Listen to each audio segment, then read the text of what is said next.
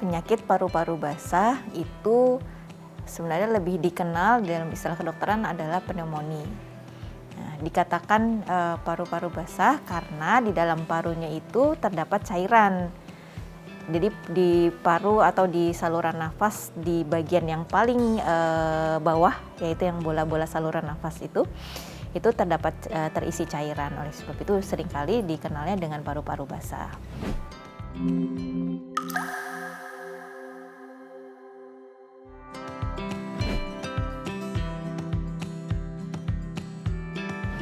Gejalanya atau tanda-tanda dari paru-paru basah adalah batuk.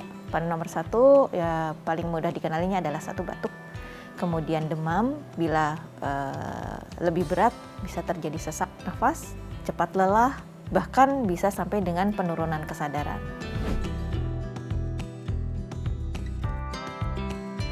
Paru-paru basah paling biasanya sering terjadi pada orang-orang yang daya tahan tubuhnya turun, sehingga di sini kita bisa lihat kemungkinannya adalah satu, usia lanjut. Kedua, orang-orang yang memiliki penyakit komorbid, jadi contohnya kencing manis, penyakit paru kronik lainnya misalnya PPOK, orang-orang yang memiliki daya tahan tubuh yang rendah, contohnya pada orang yang HIV atau sedang dalam pengobatan kanker misalnya. Biasanya orang-orang yang rentan daya tahan tubuhnya turun, sehingga mudah terjadi infeksi di saluran nafasnya dan terjadi pneumonia atau paru-paru basah.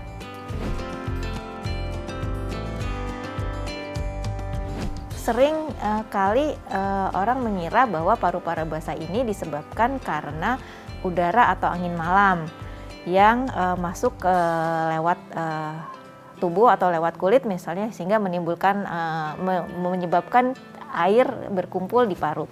Tapi bukan seperti itu sebenarnya kejadiannya. Tapi lebih kepada bila di udara terdapat mikroorganisme, jadi udara itu kan sebenarnya tidak bersih ya. Banyak udara mengandung polusi yang ada mikroorganismenya seperti bakteri atau virus atau jamur contohnya.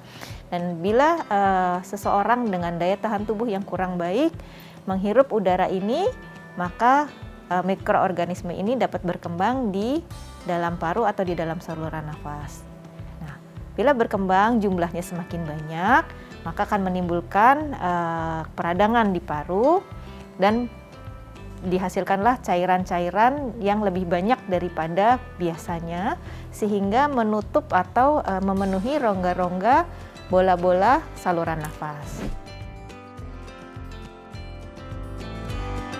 Tentu saja nomor satu, menjaga daya tahan tubuh, makan makanan yang sehat, gaya hidup sehat, pola hidup sehat, kemudian ya hindari berkontak langsung dengan orang yang sedang mengalami batuk pilek misalnya. Olahraga teratur, hindari rokok, istirahat yang cukup.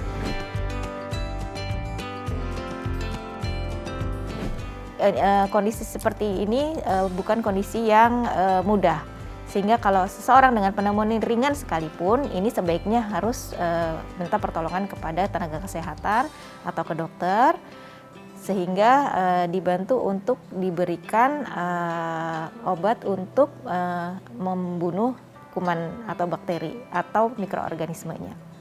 Nah, pada orang yang dengan pneumonia yang lebih berat, mungkin ini bahkan harus dirawat inap di rumah sakit.